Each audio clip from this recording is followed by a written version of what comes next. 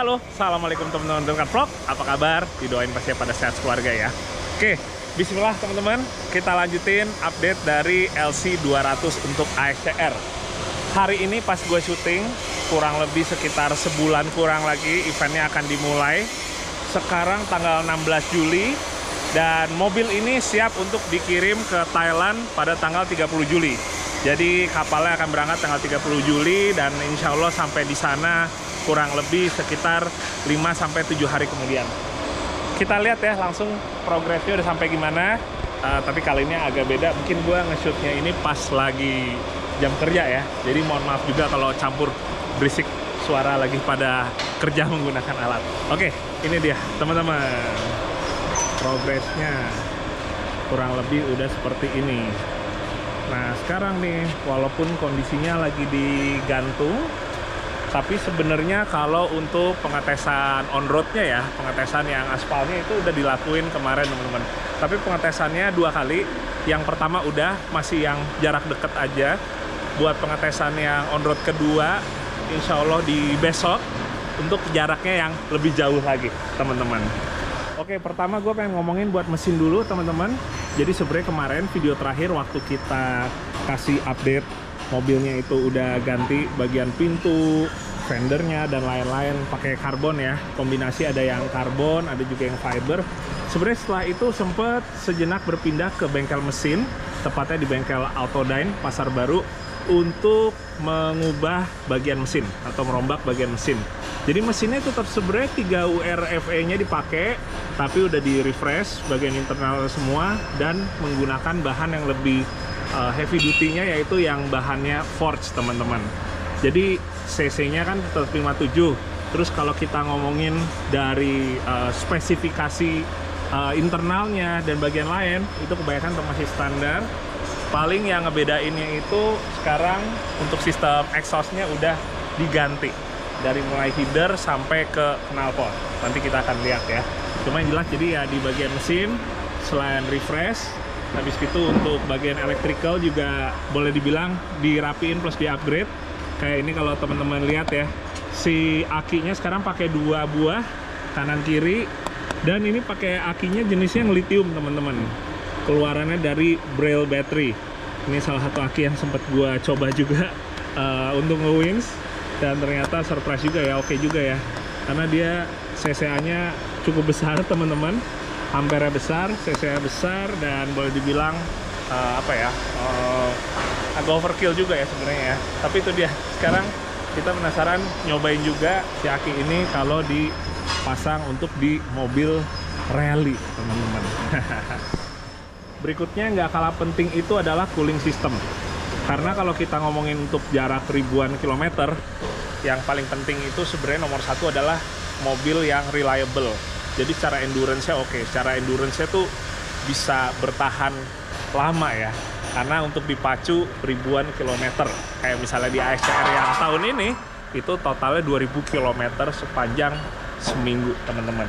Jadi si radiator ini diganti aluminium keluaran dari PWR, terus masih ada tambahan oil cooler juga teman-teman. Ada 2 buah nih di sini, keluaran PWR juga. Terus habis gitu kalau kita geser lagi bagian untuk kompresor AC, intinya yang berbau untuk AC-nya juga sama, disegerin lagi, di refresh lagi, mau kompresor, kondensor, dan bagian-bagian di dalam itu juga di refresh lagi alias disegerin lagi supaya mastiin AC nih ya juga jangan sampai konyol nih tiba-tiba mati ya atau bermasalah gitu. Yang ada langsung sauna, langsung super panas di dalam buat kita ngegas harian. Nih kita lihat bagian dalamnya nih. Ini Mas Hendry sama Pak Toto lagi ngerjain apa nih Mas? Ngerjain apa tuh Mas? Footrest-nya. Oh buat footrest. Oh lagi ngeset pijakan kaki buat co-driver nih nanti buat Reki ini teman-teman. Karena kalau yang di bagian kanannya udah ada platnya nih, jadi dia kurang lebih sedikit naikin si pijakan kakinya driver supaya kakinya nggak terlalu ngegantung ke pedalnya. Sementara buat dashboard udah mulai dibuletin lagi, setirnya juga udah diganti, cluster instrumen standarnya tetap dipakai teman-teman. joknya pakai OMP tipe yang WRC. Gua selalu paling cocok pakai joknya ini ya. Sebelum-sebelumnya juga yang gue suka pakai ini nih, walaupun nggak selalu ya.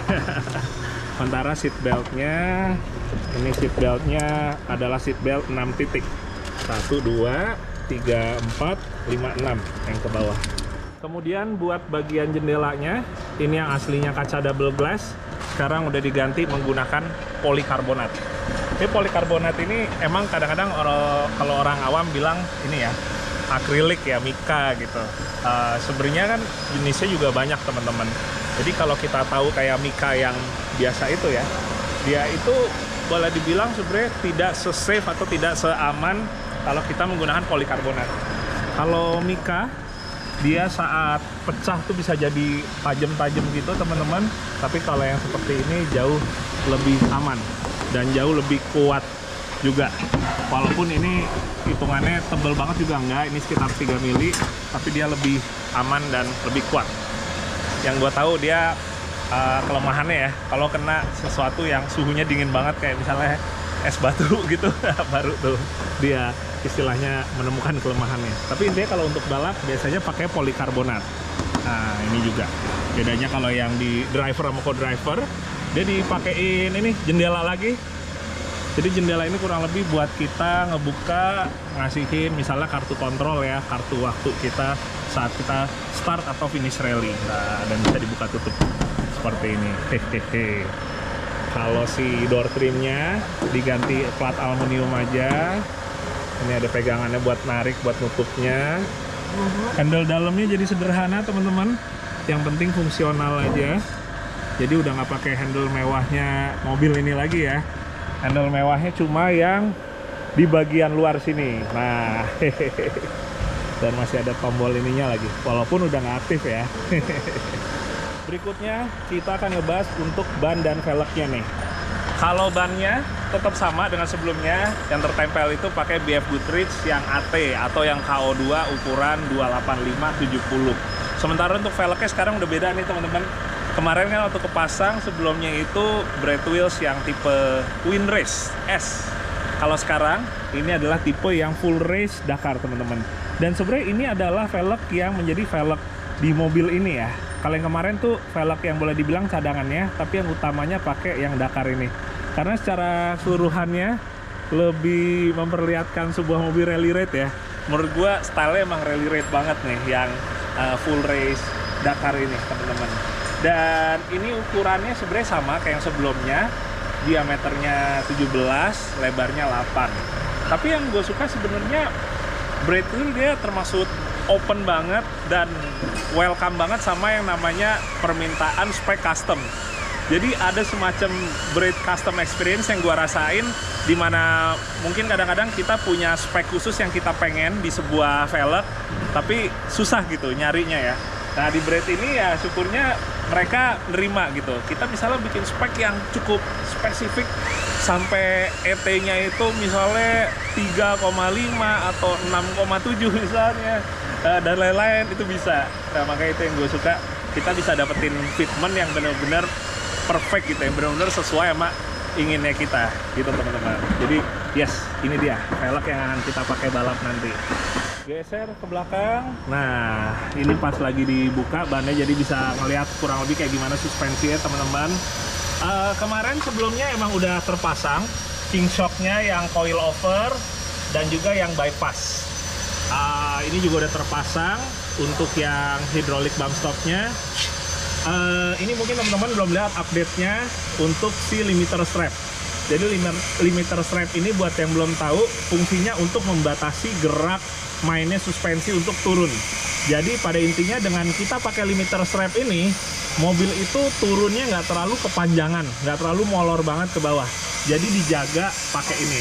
Nah, kenapa mesti dijaga? Alasannya banyak teman-teman. Salah satunya adalah mungkin kalau misalnya si main suspensi terlalu turun, bakal ada bagian yang sampai ketarik dan intinya bisa membuatnya rusak. Jadi harus di limit. Dan ini jadi satu hal yang normal ya di suspensi off-road, yaitu menggunakan limiter strap. Nah, terus buat remnya ini juga udah upgrade teman-teman, pakai Epi Racing yang belakang ini kalau nggak salah 4 pot ya teman-teman ya. Dan ini kita belinya di Brake Shop ID. Wah, thank you nih, kemarin udah dapat harga yang cukup oke.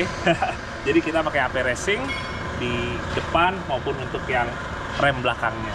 Sekarang kita geser ke bagian belakang. Kalau ngomong mobil rally raid ya atau rally cross country, salah satu yang gue suka itu di bagian, aduh silo, maaf. Di bagian belakangnya itu kurang lebih menurut gue cukup seksi ya, cukup menarik secara layoutnya. Karena dia membawa ban serep lebih dari satu. Entah kenapa gue suka aja ngeliatnya tuh kayak bener-bener kayak gimana ya, kayaknya penuh aja gitu berisi teman-teman. Jadi ini udah kepasang ban serepnya, walaupun nanti juga akan dikeluarin lagi karena terakhir begitu udah selesai semua ini baru di-set untuk yang dudukan atau apa istilahnya pegangannya ya untuk si ban serepnya. Tapi sekarang kurang lebih terpasang dan kita udah bisa ngebayang konfigurasinya ya, layoutnya seperti begini nantinya. Dia diikat dengan menggunakan tie down atau ratchet.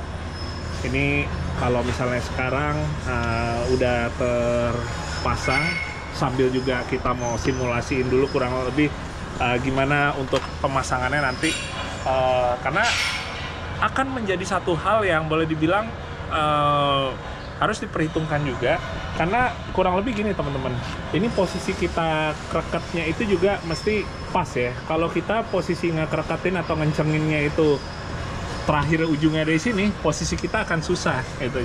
Jadi emang harus kita ngeset si tali panjang ini juga sesuai. Terus misalnya teman-teman, ini lagi gua kendorin nih nanti kan, terus habis itu dia jatuh kemana, terus pas kita mau masukin bannya lagi ini pada kejepit gitu, misalnya ketindihan apa gimana, maka akan ribet. Jadi ini nanti akan dikasihin semacam tali karet kecil, jadi begitu ini dikendorin, si talinya ini kurang lebih dia akan ngangkat ke atas. Jadi begitu kita keluar masukin, si strap tie down-nya ini dia nggak akan jatuh ke bawah, yang mana nanti bisa berpotensi dia kelindes. Jadi itu dia hal-hal kecil yang sifatnya bisa membuat pekerjaannya jauh lebih efisien lagi teman-teman, jauh lebih efektif. Sementara di bagian tengah ini sebenarnya di bagian tengah sana sih teman-teman. Gue coba turunin dulu. Ini kita akan lihat ya si kotak aluminium ini. Nah, waduh, kenceng banget dia, karena pakai ada hidroliknya. Hidroliknya satu aja yang diangkat biar nggak terlalu cepet banget dia ngebukanya. Dan ini akan menjadi tempat buat kita naruh segala macam kebutuhan yang sifatnya untuk perbaikan atau spare dan untuk recovery. Jadi taruh strap, taruh peralatan sakel dan lain-lain itu di kotak ini.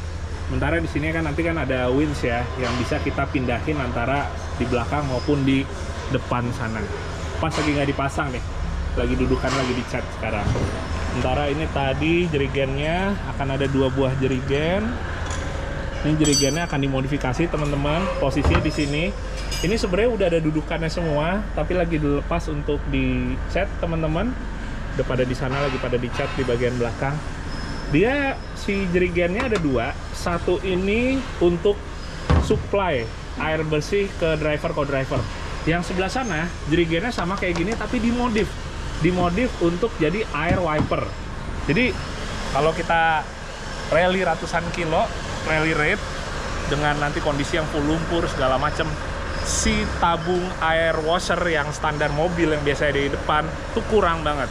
Itu hanya berapa liter, sedikit banget. Jadi kita untuk air wipernya akan supply dari air yang ada di tangki jerigen ya, dari jerigen 20 liter tersebut teman-teman.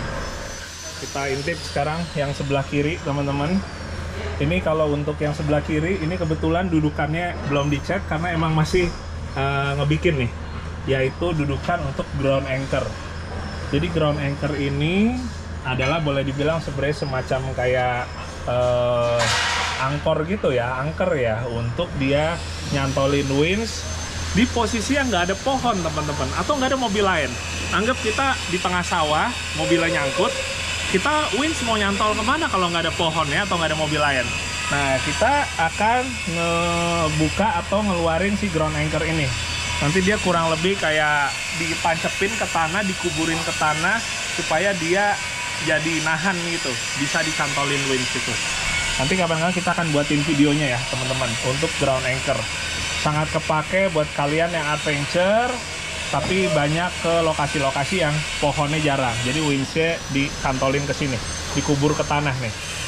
Dan yang terakhir teman-teman, kita akan ngelihat ke sisi yang sebelah kirinya nih, atau sisinya Reki sebagai co-driver.